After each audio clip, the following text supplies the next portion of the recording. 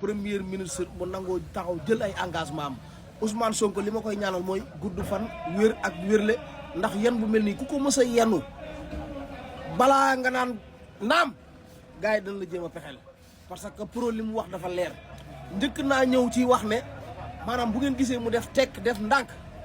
nekkul ne dañoo matadi wala dañoo waye di de déedéet dañ doon lijjanti mbir yi ba mu leer parce que bëgguñoo jàpp kenn te li lay jàppee du yow réglé nañ mbir yi ba mu leer nag am nañu daw ñu ngi Dubaï am na ñoo xamante ne ña nga Angleterre am na ñoo xamante ne ñu ngi Turquie toog fa ñi nekk Sénégal te dawaguñu mënaguñoo génn parce que tëj nañ frontière yi def mandat d'arrêt incha allah rabbi ñoom ñëpp dañ leen atte teg leen ci yoon beneen bi ci topp bi mu ci wax bu am solo te président Diomaye moo ko waxoon mooy que ne gars yi ku gis daw defkatu ñaaw téef na nga ko boole parce que réew mi léeg-léeg sax nga dégg ay nit ñu naan la waaw réew mi amul sécurité amul ndàngam déedéet policiers yi wala gendarme yi mënuñu bopp koñ bu ne ñu teg fa policier wala gendarme déedéet loolu mënta nekk